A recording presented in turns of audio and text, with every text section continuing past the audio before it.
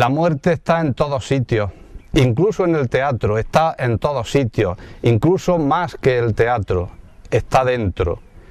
Muchos quieren saber cosas de la muerte y no miran dentro de sí. Muchos tienen miedo a la muerte y no se dan cuenta de que al mismo tiempo se están temiendo a sí mismos. La muerte hay que mirarla cara a cara. Es tan fácil como mirarse en el espejo o narcisos en la superficie de un lago. Eso hicimos cuando nuestro proyecto abandonó su cuerpo de papel y se convirtió en imagen, enfrentarnos a su propia muerte y descubrir su nueva vida, su resurrección virtual, su renacimiento y su barroco y su Edad Media.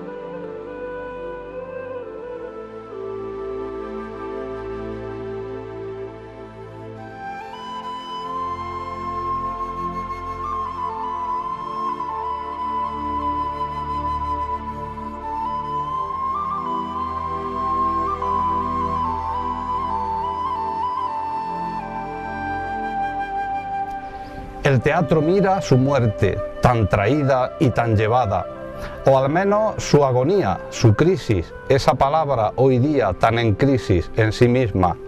Y lo que ve es que la muerte le ha estado acompañando desde siempre, como a nosotros, como a todos, y todas sus pequeñas muertes en todas sus grandes tragedias. Y la propia muerte de la tragedia, tan traída y tan llevada, y como en la muerte de algunos de sus géneros, como la comedia del arte, que murió y se hizo grande, se hizo inmortal cuando fue escrita, la muerte del teatro es simplemente su renovación.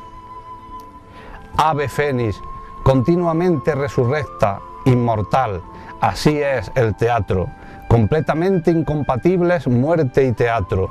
Por eso solo se puede hablar de las que éste enseña. Pero Teatrerías no puede acoger en su seno todas las muertes que han sido y serán.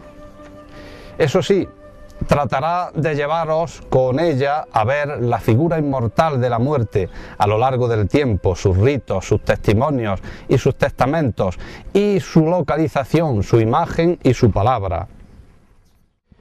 ¿Qué tal, amantes de Thalía?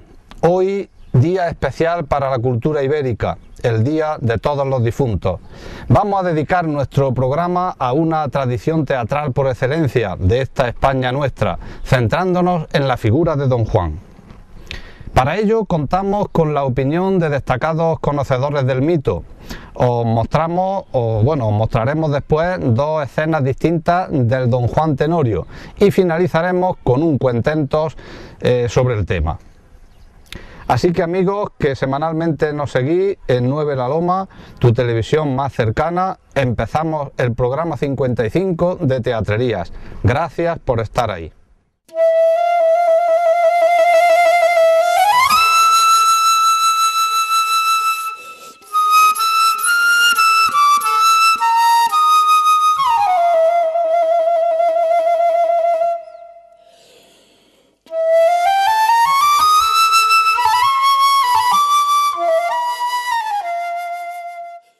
Bueno, pues para acercarnos a la figura del mito de Don Juan, qué mejor que iniciar con una tertulia entre gente de la literatura y el teatro.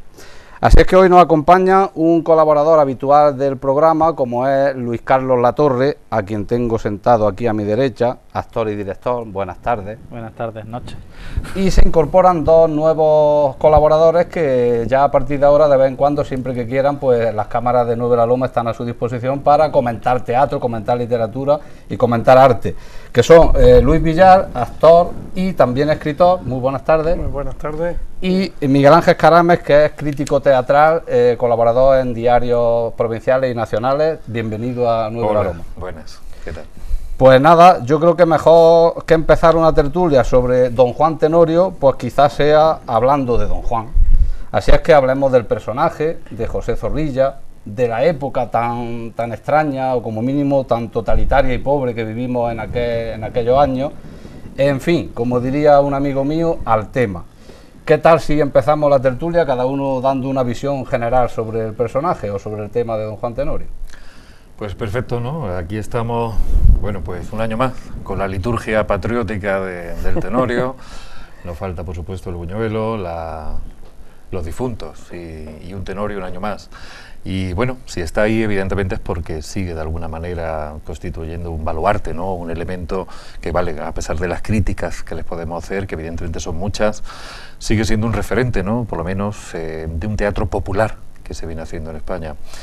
Sobre la época, como comentabas tú, pues evidentemente, bueno, en la época en la que se escribe nuestro Tenorio, una de las vías de escape que utilizó la literatura romántica estaba relacionada con esto, con el siglo de oro, ¿no? El huir, el retomar un poco a estos clásicos y de alguna manera darle un poco de lustre, por lo menos durante la escena, o en la escena sobre las tablas, a una época tan oscura como la que se había vivido en el primer tercio del siglo XIX aquí en España. Luis. Sí. Bueno, la época ya he comentado un poco. Efectivamente, la época en la que se desarrolla la obra, o en la que se desarrolla, bueno, en la que se desarrollan los hechos que narra la obra, ¿no? Que se corresponde con una época especialmente difícil de la historia de España. Estamos hablando del famoso siglo de oro, que fue el siglo de oro de los bancos holandeses y alemanes, porque aquí se vio poco, pero subieron los precios, de paso. con lo cual aumentó mucho más el hambre y la miseria, ¿no? Y además hablamos del siglo en el que la contrarreforma tiene especial fuerza en España. Y bueno, pues creo que en la primera versión de Don Juan Tenorio, que bueno, en la que se considera primera, ¿no? Aunque hay ciertos precedentes, que sería la de Tirso de Molina, ya en el siglo XVII, creo que se da una caricatura que se coge precisamente una caricatura del libertinismo, que era un movimiento que existía en Europa, ¿no? Aquí se cogió como una especie de insulto, ¿no? Era un libertino, pero que era un movimiento existencial y filosófico bastante importante en Europa, sobre todo en Francia, ¿no? Y creo que en la obra de Zorrilla efectivamente se mantiene esa crítica, aunque un poco atenuada, ¿no? Porque, bueno, pues parece que ya son otros los tiempos, pero realmente las características de Don Juan son las de esos libertinos que en Francia estaban abriendo unas nuevas vías para el pensamiento y sobre todo para enfrentarse a la vida, ¿no? El escepticismo epistemológico, aquello de cuando decía aquello de muy largo me lo fiáis, ¿no? Cuando decían ten cuidado lo que te va a venir, decía no, si no lo veo no lo creo, ¿no? Hasta que no me encuentre con la muerte no existe, ¿no? Y sobre todo el hedonismo, ¿no? Esa entrega al placer por encima de todo, ¿no? Que es una propuesta de sabiduría que tiene mucho que ver con la época, ¿no? Bueno, yo discrepo un poco en lo del hedonismo, quizás lo llamaría narcisismo, ¿no? Porque es un poco el gustarse, el retarse, pero como comentábamos antes en off, ¿no? Realmente no es un Casanova, que sabemos que se la juega con maridos por consumar con doncellas y tal, ¿no? Casada o soltera, sino que él se marca retos de conquista, es un conquistador. No creo que hemos hablado mucho de la época. Efectivamente, el mito de Don Juan obviamente no es de Zorrilla, pero tampoco de Tirso. Es decir, realmente nos viene de muchas antes, con muchísimos ejemplos de distintos países. Aquí lo que hacemos es, digamos, apropiárnoslo de una forma concreta, digamos, españolizarlo. Es la sensación. Yo me acuerdo cuando yo estaba estudiando arte dramático, que siendo una obra muy vilipendiada, porque dentro del mundo teatral Don Juan Tenorio es una obra bastante vilipendiada, porque como veremos, me imagino, a lo largo de la tertulia, pues hace aguas por determinadas partes, pero sin embargo, bueno, es de cabecera de cualquier persona que se va a dedicar al teatro. Es más, yo recuerdo cuando yo no tenía esta figura esbelta, sino otra distinta, y era joven y quería dedicarme al teatro, pues creo que todos los chavales empiezan en mayor o menor medida a tener Don Juan en su cabeza, ¿no? Tengo que hacer Don Juan, ¿no? Juan, sí. Gritan esos malditos. Luego yo nunca lo he hecho. Realmente es un papel que ahí se ha quedado, que espero alguna vez hacer la obra y participar, o alguna obra, digamos, derivada de ella, como La sombra del Tenorio. Me encantaría esa obra de Alonso de Santos, ¿no? Que ironiza precisamente sobre el Tenorio, pero dándole el valor que la obra también tiene en sí. Y es evidente que cuando hablamos no de Don Juan, sino del Tenorio, estamos hablando de Zorrilla, con lo cual estamos hablando, yo lo llamaría como un vintage ¿no? Como una mirada atrás dentro de una época. Ahora para nosotros ya es una mirada atrás, mirada a Don Juan, pero entonces era como una falta de creatividad en la que dice, voy a retomar otro mito, ¿no? Como si ahora, pues no sé, nos diese por hacer una serie sobre los Roppers, ¿no? Nosotros miraríamos atrás y la haríamos, pues eso es lo que era para Zorrilla, y sin embargo es el que más ha cuajado aquí en España. Y de hecho, bueno, esa forma de institucionalizarlo cada día de los difuntos y tal, me imagino también que comentaremos esa tradición, tiene su aquel. A mí, como mínimo, me parece curioso. Hombre, la verdad es que la literatura romántica pues siempre se ha destacado por tocar estos temas, los temas del libertino, los temas sobre todo temas amorosos, que en aquella época supongo yo que le dio una cercana popularidad, porque llegaba mucho al pueblo todos esos temas de capa y espada, como decíamos, pero que ya hoy sin duda no tiene. Sin embargo, yo creo que queda muy lejos aquel tiempo en que se moría de amor, y en ello Gustavo Adolfo Bécquer pues era un maestro, ¿no? Hoy día ya nadie muere de amor, si acaso de otras cosas, pero lo que sí es cierto es que esta obra, la de Zorrilla me refiero, marcó las pautas para que en siglos venideros escritores posteriores trataran también este tema amoroso, y bebieron mucho de él. ¿Qué opináis vosotros al respecto? Bueno, en realidad Zorrilla, como habíamos comentado como antes también, no interpreta siquiera el mito de Don Juan, ¿no? En realidad lo retoma de alguna manera, no lo reinterpreta. Y en ese sentido casi que lo único que verdaderamente añade o lo único que explota, al margen, por ejemplo, del Burlador de Sevilla, de Tirso, o alguna otra obra, o la de Antonio Zamora, por ejemplo, sobre todo insiste en el tema de Doña Inés, ¿no? Y es el elemento de la salvación a través o por el amor, ¿no? Es la única redención ahí que se escapa un poco de la teología ortodoxa del siglo de oro, de la forma externa calderoniana, o por llamarlo de alguna manera así, y sí se escapa en ese sentido y nos mete este elemento que es muy romántico, ¿no? El tema de la salvación vía el amor. Y en ese sentido pues sí ha quedado, o sea, el movimiento romántico, aunque nos parezca una cosa muy lejana, verdaderamente buena parte del siglo XX, ¿no? Excepto las rupturas, sobre todo en el teatro popular o en las corrientes artísticas populares, siguen bebiendo de muchos elementos del siglo XIX, ¿no? Y el romanticismo está claro que es uno de ellos. Y en los elementos populares sí ahí creo que debemos incluir el Tenorio, porque ya es un elemento popular de teatro. Tiene mucho de esto, ¿no? Mucho de este romanticismo recogido y realimentado, aunque sea con buñuelos, todos los años. Y castaños. De todas formas, yo pienso que es cierto que bueno, que ya no es exactamente aquella ideología pacata del siglo de oro, ¿no? Pero todavía mantiene ciertos, tú mismo lo has dicho, ¿no? La salvación a través del amor. Sí. Es decir, hay un momento en el que esa idea de salvación a través de nuestros actos, a través de las posibilidades de redención, de acuerdo con las relaciones con los demás, también se convierte en una forma, en algo que utiliza la Iglesia Católica como arma arrojadiza contra sobre todo contra ciertas sectas protestantes, sobre todo contra los calvinismos, contra los calvinistas que pensaban que la única forma de salvación era la predestinación, ¿no? Uno ya estaba predestinado de antemano, ¿no? Y de hecho ya se ve en parte un poco, bueno, en Tirso, ¿no? En Tirso ya lo que se ve es la condena directa, ¿no? Aquí efectivamente se suaviza, por eso decía yo antes que se suavizaba un poquito esto, ¿no? Porque se plantea la posibilidad de la salvación, aunque es una salvación también un poco extraña, ¿no? Porque la salvación, claro, hablamos de la salvación dentro de un marco católico, ¿no? Porque para salvar el alma es necesario que perder la vida, ¿no? Muere el cuerpo. Es necesario que muera el cuerpo, ¿no? Entonces, ahí se mantiene todavía parte de esa ideología que yo pienso que al fin y al cabo forma parte también de toda la ideología del romanticismo, ¿no? Sí, pero aún en eso no deja de ser un personaje fanfarrón, un personaje que reta, un personaje que se siente por encima del bien y del mal.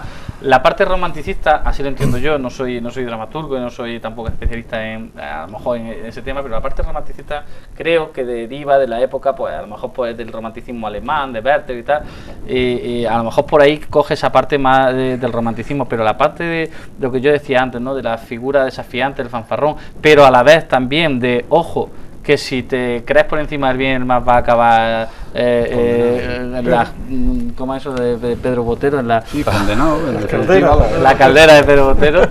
Eso está ahí, pero fíjate que a él en esa fanfarronería le dice: llamé al cielo y no me oyó, y pues sus puertas me cierra, de mis pasos por la tierra responde al cielo y no yo.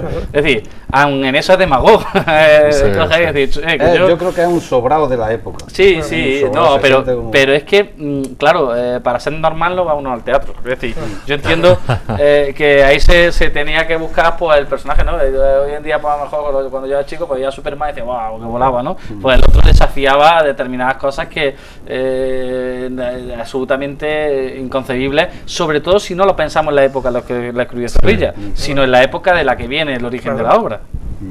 Pues centrémonos en ese Don Juan de Zorrilla, que para ello, en definitiva, es la tertulia de hoy. Nuestro Don Juan Tenorio, ya al principio hablaba ahí de que era una asunción hacia lo nuestro, hacia nuestra cultura hispánica o ibérica de este tema.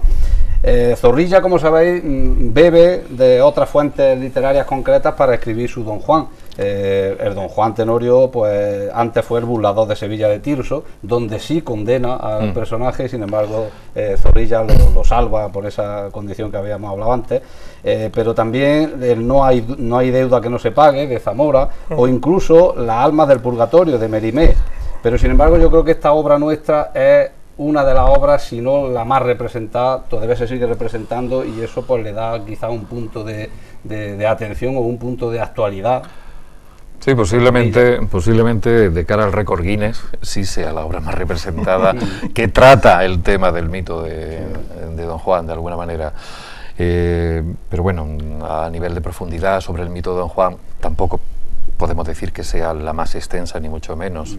O sea, de alguna manera hay muchos elementos, incluso que el propio Zorrilla criticó de esta obra, ¿no? Considerándola que no había explotado todas las posibilidades de este personaje, al margen de elementos de dramaturgia que no funcionaban y que hacían poco verosímil algunas de las escenas, pero en concreto él no parecía muy contento con este personaje de Don Juan, porque claro, estamos hablando que cuando él escribe la obra tiene, me parece que 27, 28 años, ¿no? Sí, 27 a ver, 27 años uno puede haber rodado mucho mundo, pero evidentemente las limitaciones están ahí, ¿no? Y el demonio casi que representa un poco Don Juan, ese elemento satánico, de seducción, de bravucón, de pelea, de lucha, de virilidad, de fuerza, ¿no? Del reto. Desafío, sí. Ese desafío continuo no está todavía explotado al máximo, y sobre todo esos elementos, ¿no? Que quedan un poco como de trampantojo y que bueno, que hace que no sé, durante casi 3 siglos tú ves la literatura, la música, cantidad de artes, ¿no? que retoman el mito, cada cual con su elemento. O sea, digamos que hay, como dicen los antropólogos, un mitema, ¿no? Una esencia del mito que se repite de forma continua, la alta cuna, el tema de pasarse un poco el mundo por montera y hacer este tipo de cosas. Prácticamente estamos hablando de un criminal, ¿no? Un delincuente al uso, ¿no? Con buenas formas, pero es un delincuente prácticamente, ¿no? Es un criminal. Y en ese sentido, pues bueno, el elemento que nos mete aquí Zorrilla, pues sí suaviza un poco ese perfil, ¿no? Le mete ahí un elemento de redención y posiblemente le quita algunos de los elementos que sí te encuentras en alguna otra historias 3 siglos antes, ¿no? Relacionadas con Don Juan, ¿no? Quizá por lo que tú decías, por su edad, quizá porque se empieza a identificar. Sí. Si se me va la mano, no sé, siempre, ¿no? Cuando uno es más o menos creyente, puede tener ese, no, es decir, no me voy a pasar, no sé, quizá es difícil ahora de saber, pero bueno. Es difícil de saber. De todas formas, él en varias ocasiones, Zorrilla, parece ser que intentó refundir o retomar la obra, decía que era por derecho y obligación, pero ahí está tal cual. No lo consigo.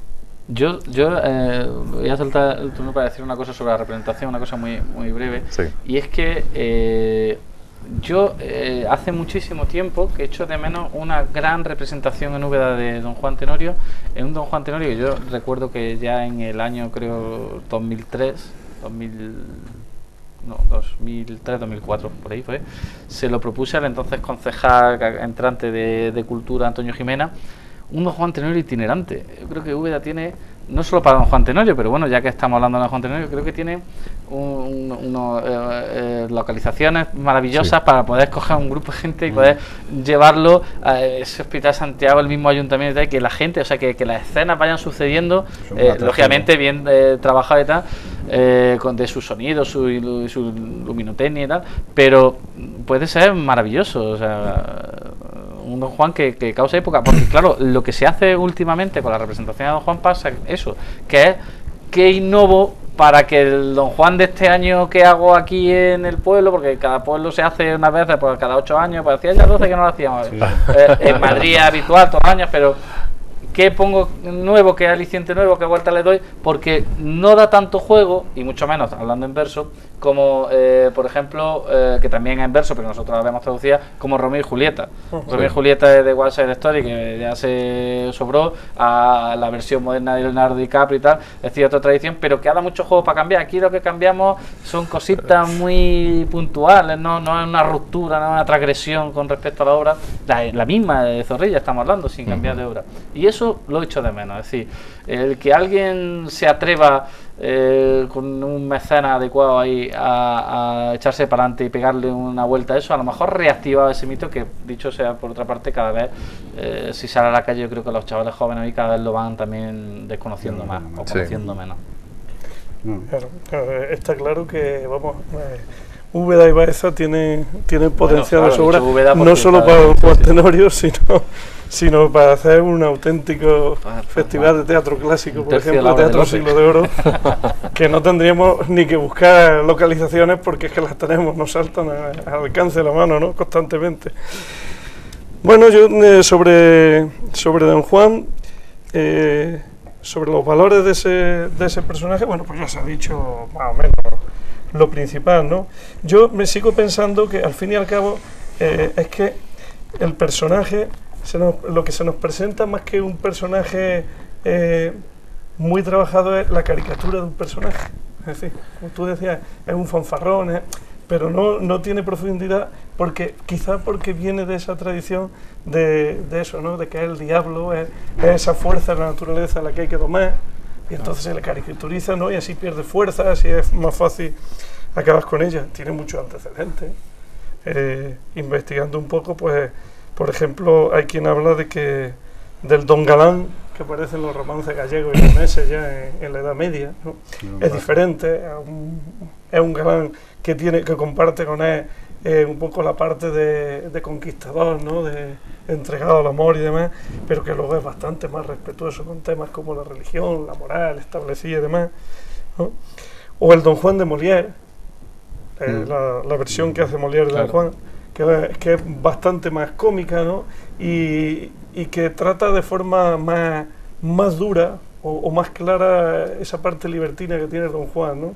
Ese Don Juan es un poco menos caricatura. Más lo parodia, a lo mejor un poco más la figura. Aquí a lo mejor se le ensalza demasiado esa bravuconada. Hoy en día, sin duda, si se escribiese, tendríamos asociaciones de todo tipo. Hablábamos antes casi al principio de la tertulia de que este Don Juan nuestro, este Don Juan de Zorrilla, pues quizás se queda un poquillo más afable o más cercano a la gente por el tema del amor. Entonces es un hombre que Zorrilla no lo condena, Tirso sí, y es un hombre que cuando se enamora de verdad. Y de hecho yo creo que la escena final del Tenorio, él está enamorado de Doña Inés, ganó la apuesta con su amigo, pero en realidad se enamoró de ella perdidamente, ¿no? Entonces yo creo que eso quizás... Era un romántico. Yo es que entiendo que quizás eso es lo que haga del Don Juan Tenorio de José Zorrilla esa obra atractiva todavía, aún con todas esas limitaciones que ahora después hablaremos, literarias, pero la hace cercana a la gente por eso, por el tema del amor. Cuando se le habla a alguien de la fuerza inexplicable del amor que transforma el mundo, pues yo creo que ese comportamiento siempre llega, ¿no? Un referente que está, o sea, el referente dentro del contexto romántico, ¿no?, del amor y todo lo que supone. Está claro que esa doctrina tiene mucho más sentido hoy en día, compartimos muchos más puntos que podría tener, por ejemplo, el elemento más aleccionador, ¿no?, o moralizante que utiliza Tirso en El burlador, ¿no?, que tiene mucho que ver ya con una ortodoxia cristiana católica de hace además 3 siglos y casi 4, ¿no? Entonces, pues claro, complica bastante la existencia. En cambio, en el sentido de el elemento, cómo se trató el elemento del amor en el siglo, durante la época romántica, pues sí sigue siendo una de las influencias que tenemos mucho más directa. Entonces, digamos que habitamos un mundo más parecido al de la doctrina del 19 que al de la ortodoxia del 17, eso está claro, ¿no? En ese elemento creo que sí, que sigue bastante vivo ahí. Si sobre la fuerza del amor, pues bueno, podemos verlo, evidentemente, si comulgamos con el romanticismo, pues lo tenemos ahí claro, ¿no? O sea, es el único elemento que nos plantean de redención, es el elemento también que se permite saltarse todas las normas y que verdaderamente hasta ese castigo tenga una posible redención a través de, o sea, un escape más que inventan en el siglo XIX de alguna manera para liberarse de toda esa presión que había ejercido la excesiva ortodoxia o el positivismo, ¿no?, también del siglo XIX. O sea, creo que estamos más cerca de esas coordenadas de doctrina que de las que representa Tirso o El burlador. Claro, no hay nada más que ver las telenovelas de las tardes en televisión. El tema de la redención por el amor es constante, claro. Es algo que ha quedado. Además, bueno, es que yo creo que, como tú habías dicho antes también, que es que el romanticismo tiene una fuerza fundadora de nuestra cultura actual muy fuerte. Es decir, todavía tenemos mucho de esa cultura romántica, ¿no? Quizá el pero que le pondría es que es verdad que Don Juan se redime por el amor, pero para redimirse por el amor la sacrificé a Don Inés. Hay que ver el drama de esa mujer que se ve metida en aquel embrollo, ¿no? Y que al final ella también muere, ¿no? Y un poco... Yo creo, en ese sentido, a ver, también sucede que muchas mujeres, pienso, que se han podido sentir, lo mismo que he dicho antes, muchos hombres pues, se pueden sentir Don Juan en cuanto a ese bravucón y tal. Al final, de una forma u otra, enamorarse se enamora todo el mundo, sentir amor se siente todo el mundo, y entonces el secreto que puede tener la obra de Zorrilla o el éxito que pudo tener, la clave es que supo llegar a hombres y a mujeres más o menos por igual, a unos por darle en su punto débil de que somos pues, muy orgullosos y que son fanfarrones, sobre todo en determinada época, y muy porque vuelvo a decir, no se ve un Don Juan que se sepa que ha visitado muchos catres, ¿no? Y tal. Se sabe que ha enamorado a muchas mujeres, además dice, bueno, y tanto para conquistarle y tanto, o sea, son retos, pero muchas mujeres las que sí se sienten en una doña Inés, aquí no estamos hablando de cerebro, no estamos hablando ni siquiera en un momento de corazón, estamos hablando de vísceras, ¿no? Del estómago, donde surge la verdadera pasión. Y entonces creo que quien ve la obra, una obra cuando se puede interpretar bien en esa escena, en otra, aunque sepa que él es un canalla, aunque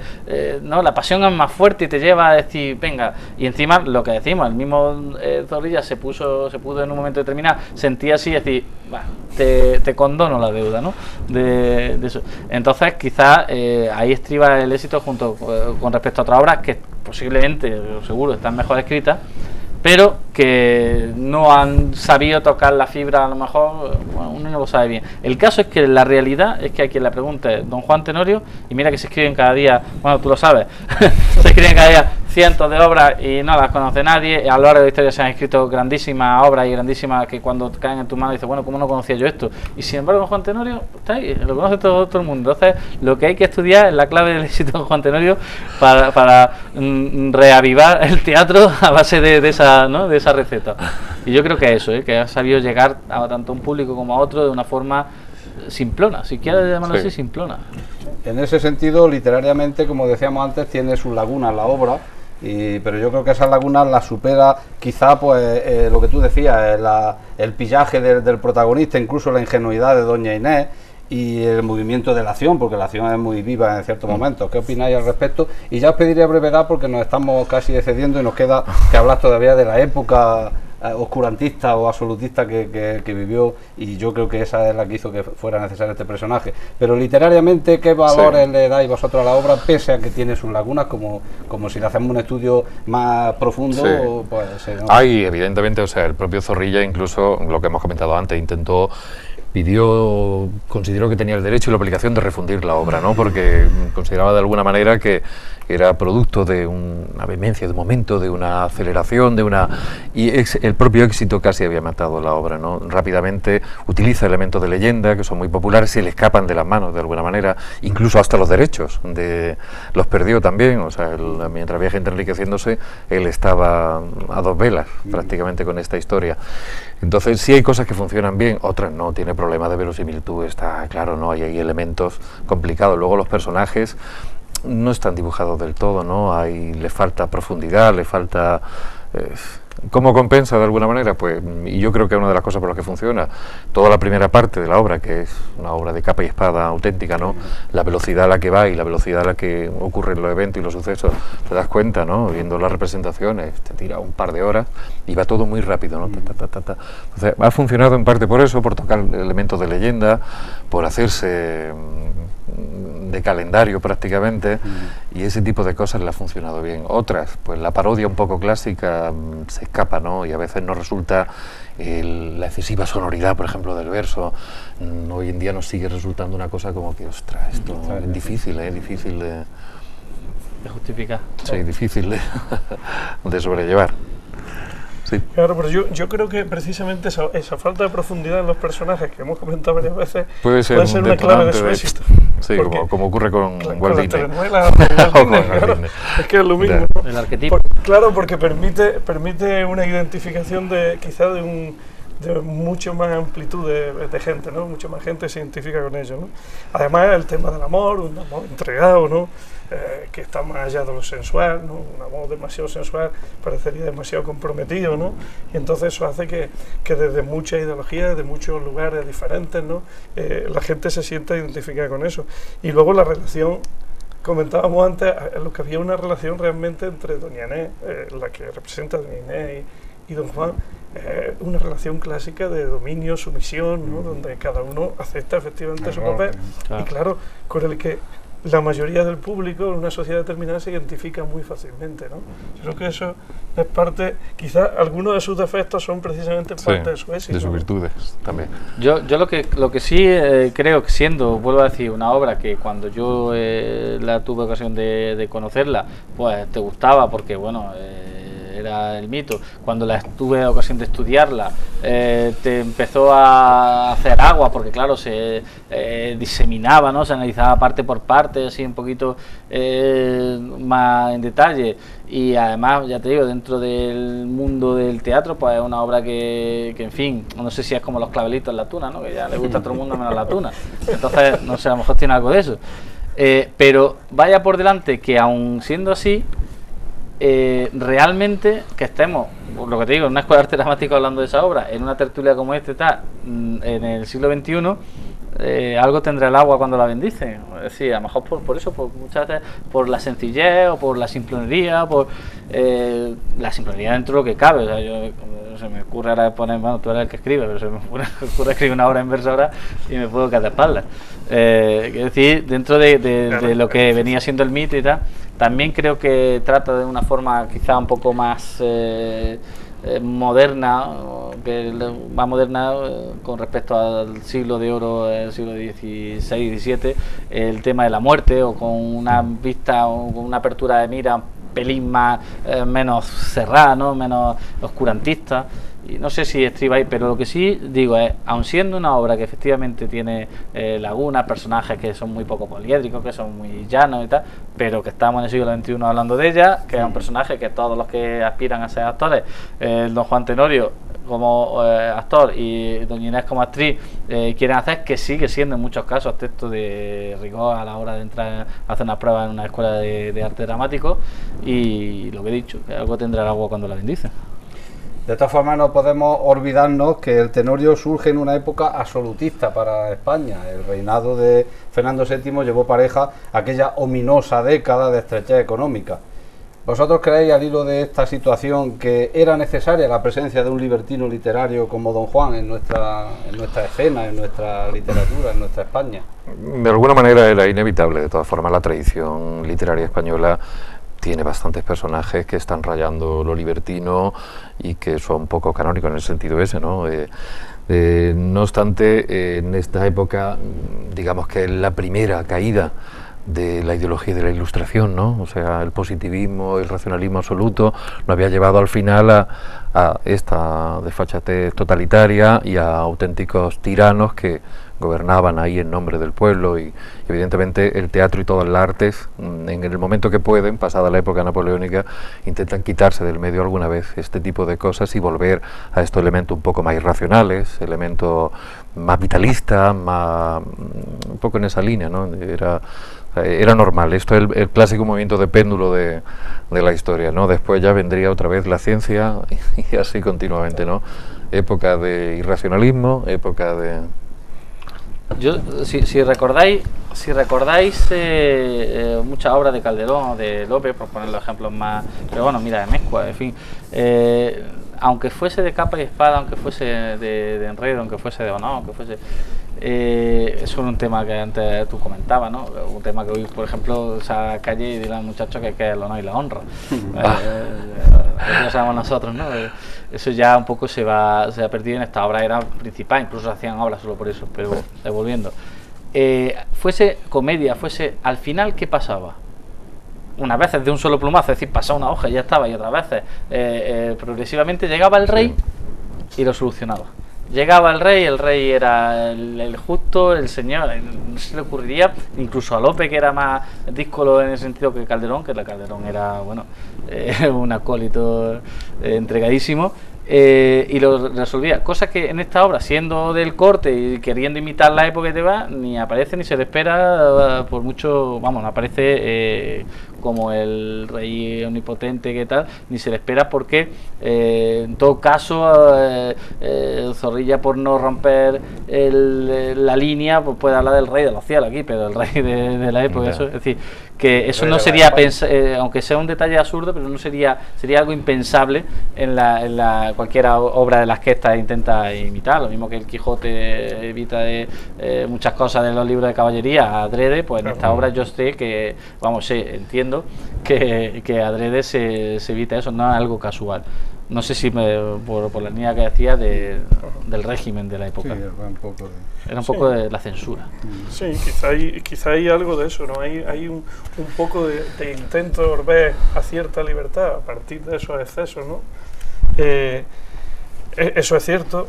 Hay un poco de recuperar esa idea del libertino, pero ya muy cerca, o sea, muy lejos de lo que había sido el movimiento libertino, ¿no? Es decir, ya este libertino que nos plantea es un libertino que se ha quedado en Bourguet acomodaticio, ¿no? Ya es una cosa muy diferente, ¿no?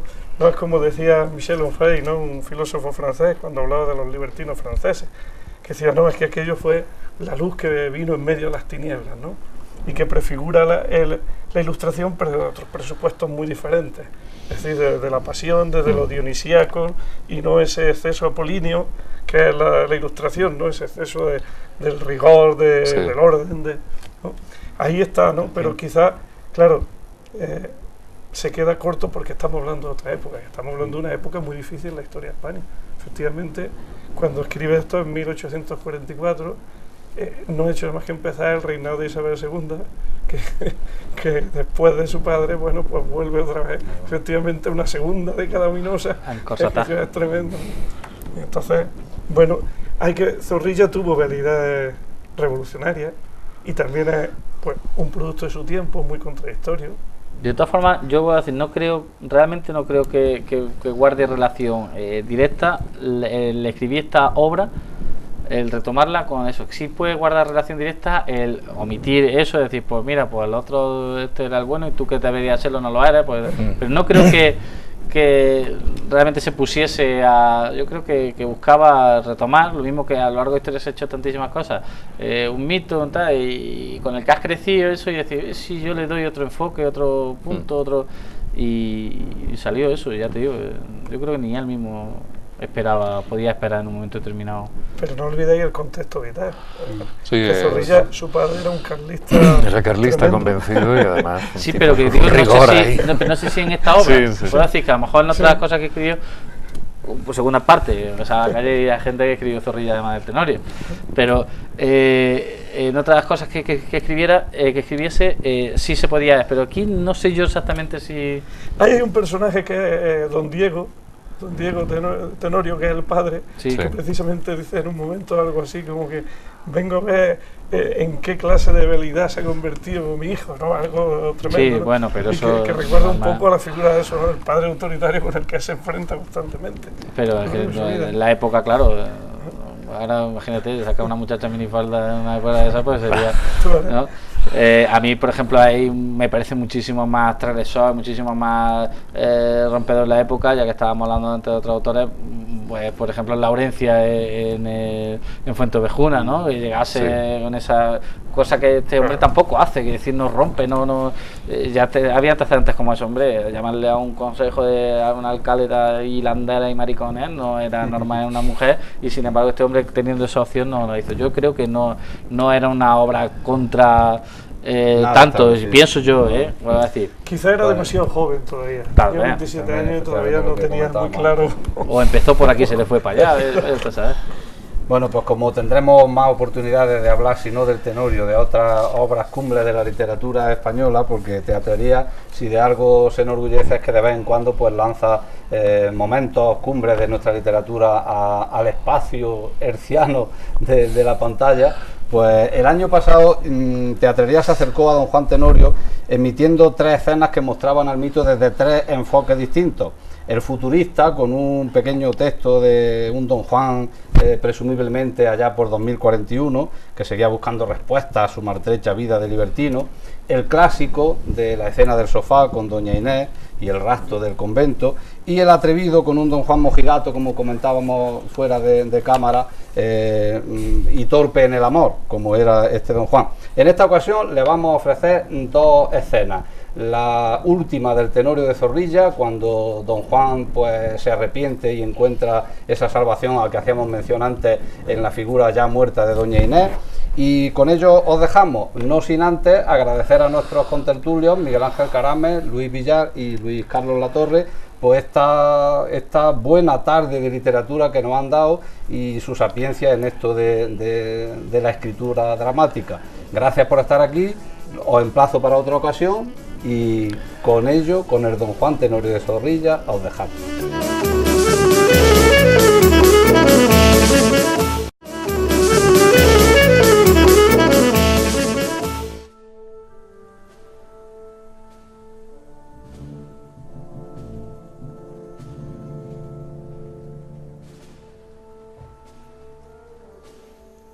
Aquí me tienes, don Juan, y aquí que vienen conmigo los que tu eterno castigo de Dios reclamando están.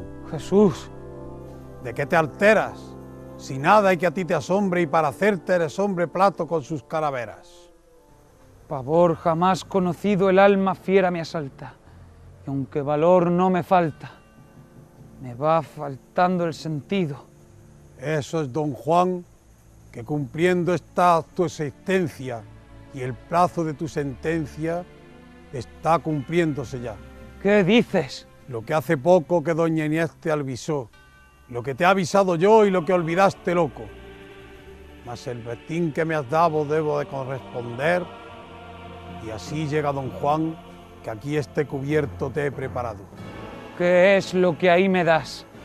Aquí sangre, allá cenizas. El cabello se me eriza.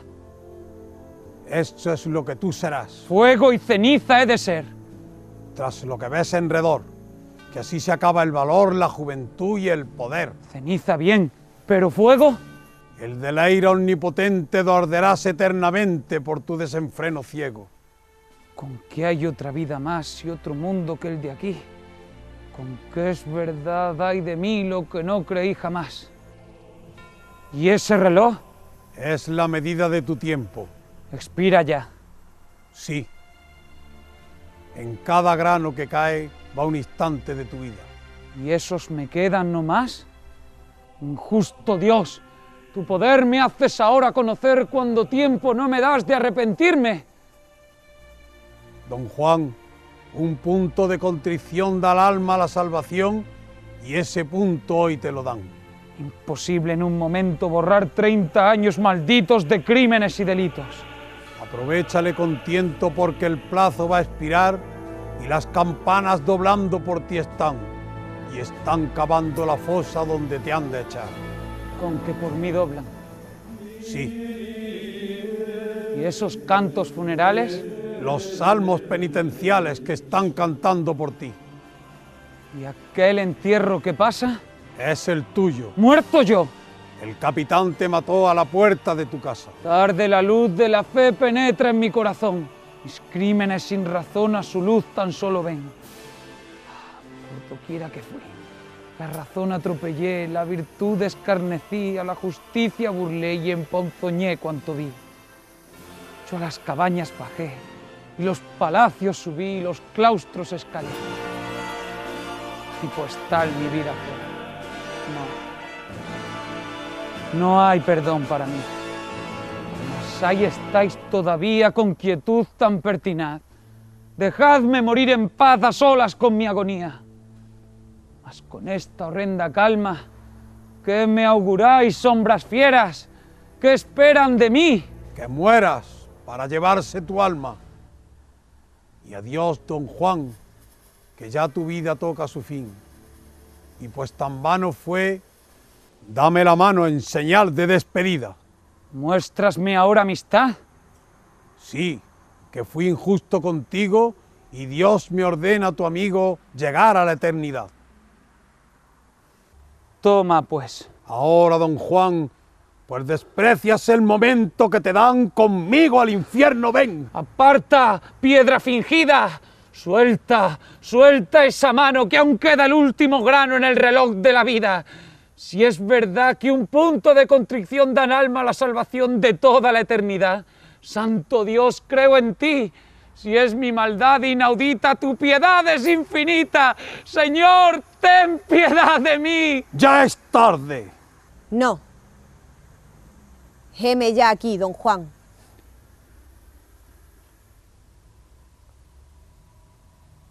Mi mano asegura esta mano que la altura tendió tu contrito afán. Y Dios perdona a don Juan al pie de la sepultura. Dios clemente, doña Inés. Fantasmas, desvaneceos. Su fe nos salva. Volved a vuestros sepulcros, pues. De mi alma con amargura purifiqué su alma impura. Y Dios le otorga a mi afán la salvación de don Juan al pie de la sepultura. Inés de mi corazón. Yo mi alma he dado por ti, y Dios te otorga por mí tu dudosa salvación. Misterio es que en comprensión no cabe de criatura. Tan solo en vida el alma más pura comprenderá que el amor salvó a don Juan al pie de la sepultura. Callad, mortuorias campanas. Callad, cantos funerales. Volved sombras livianas a vuestras urnas sepulcrales. Ocupad animadas esculturas los pedestales. Y que las celestes venturas en las que los justos están comiencen para don Juan al pie de la sepultura. Clemente Dios, gloria a ti. Mañana a los sevillanos les aterrará creer que a manos de mis víctimas caí. Mas es justo, quede al universo notorio, que pues me abre el purgatorio un punto de penitencia, que es el Dios de la clemencia, el Dios de don Juan Tenorio.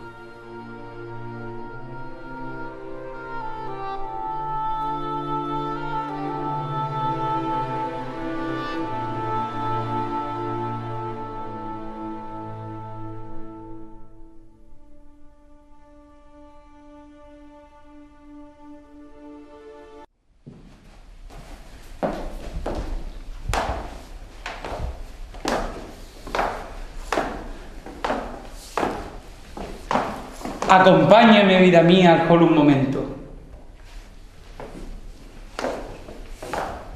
¿A dónde? ¿Qué te extraña, vida mía? ¿No llaman Jolo hoy en día a cualquier recibimiento?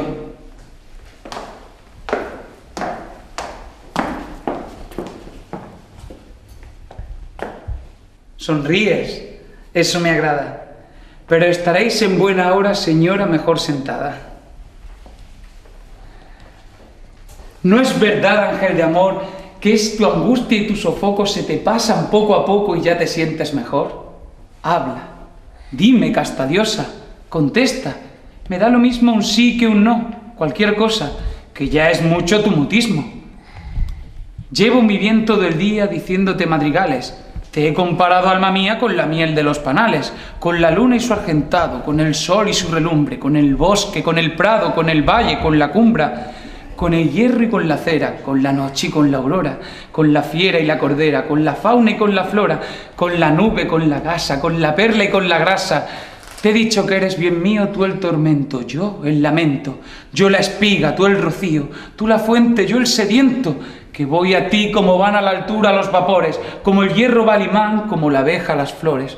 Como la alondra sencilla va el espejuelo traidor, la mariposa al fulgor de la luz que intensa brilla, a su nido el ruiseñor, a Sevilla el trimotor y al ojo la carbonilla. No calles, pues, el anhelo que en tus rubores se nota, una palabra, un consuelo. Habla ya, no seas idiota, mi vida, mi bien, mi cielo. ¿Pero por qué insistes, don Juan? Si he comprobado, y tal comprobación mis nervios pasma, que el aspirar a ti fuera pecado porque te hayas formado no de carne mortal, sino de plasma. Si al abrazarte te he probado y tu plasma he catado, bueno, un plasma fungiforme de fantasma. Y tú me has confesado, dolido y amargado, que la que a ti te cate, cataplasma. ¿Cómo quieres? Cuidado, que una mujer que se entusiasma de todo lo viril ame a un plasmado. Cielos, que no he de ser tuyo. ¿Qué dice tu voz, señora? Tú eres la linda Sora que juró llamarme suyo. ¿Y cómo has de serlo ahora? Cielos, ¿es que vas a despreciarme? ¿Has decidido no amarme porque mi plasma es astral? ¿Es que quieres matarme? ¿Cómo? Si no eres mortal. No, no ha de ser. Primero he de clavar este acero en tu pecho. ¡Lo que quieres! ¡Hiéreme en el corazón! ¡No! ¡Yo la amparo! ¿Tú la amparo? Se me hace raro.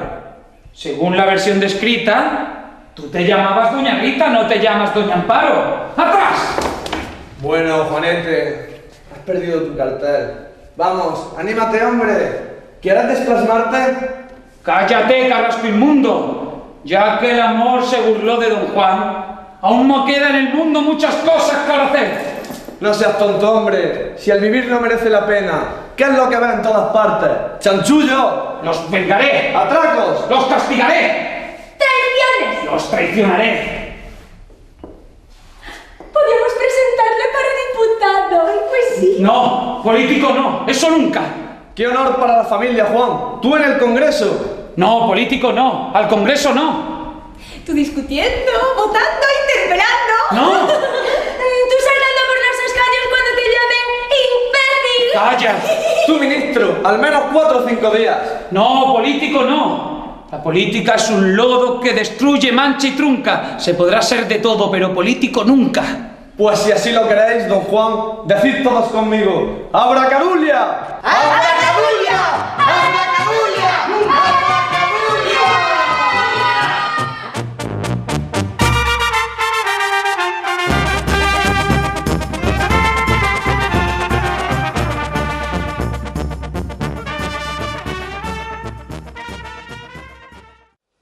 Cada año, por esta época, tocaba ensayo.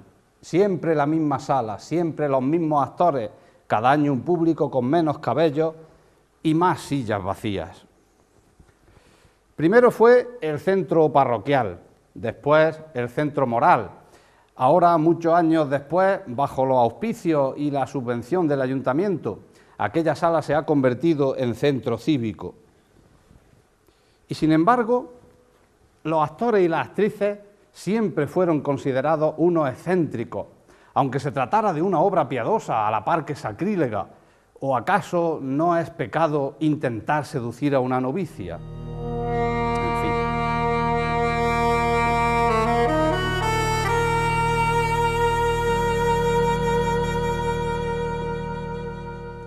Empezaron de muy jóvenes. Inés Montesano era la más bella del barrio. Ayudaba a su padre regentando una taberna para transportistas de carros y aguadores. Tenía una lengua larga y un estilo que se demostraba tanto a la hora de servir los cafés con anís como el momento cruel de limpiar la acera de los excrementos de los caballos. Pero Inés estaba llamada a ser una gran doña Inés. Igual que Juan Zamora, un joven apuesto que trabajaba de capataz en la recién inaugurada fábrica de aceites del pueblo y que hacía un tenorio que llevaba a las damas de la platea al suspiro. Inés y Juan solo se veían unas pocas semanas al año, jamás se encontraron fuera de las tablas, tal vez porque Inés Montesano no quería caer en la evidente seducción de Juan Zamora. Así, año tras año, siempre por estas fechas subían de nuevo a su escenario de siempre y se miraban como dos desconocidos. Ella había pasado de sílfide a matrona y él empezaba a ver cómo su cabello clareaba bajo los aceites de la guardarropía. Tampoco era cierto que en aquella apartada orilla se respiraba mejor, porque al burlador de Sevilla le había sobrevenido una fétida halitosis que llevaba al desmayo a la bella novicia y que los espectadores atribuían a la enorme entrega y profesionalidad de la actriz. Entre Día de Difuntos y Día de Difuntos, los muertos se hicieron realidad. Una guerra cruenta interrumpió para siempre las representaciones del tenorio. Tanto Inés Montesano como Juan Zamora se encontraron con un arma en la mano para defender una precaria república. De vez en cuando, en las trincheras, Juan Zamora recitaba para sus camaradas algunos fragmentos de su única obra y hasta del bando nacional llegaban los aplausos.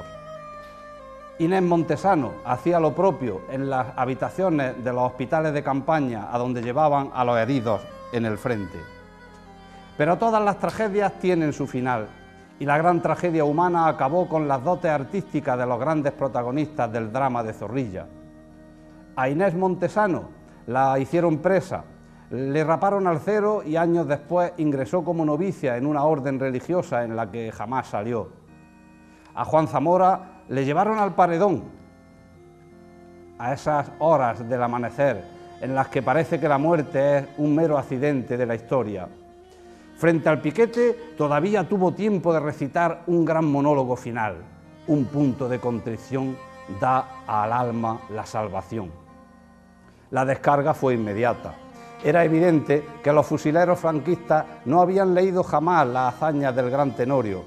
Así se corrió el telón de una época de amores difíciles y vidas imposibles. Bueno, amigos, con este cuento de una época absurda de nuestra historia, con el que hemos querido completar el especial Don Juan Tenorio, lo dejamos por hoy.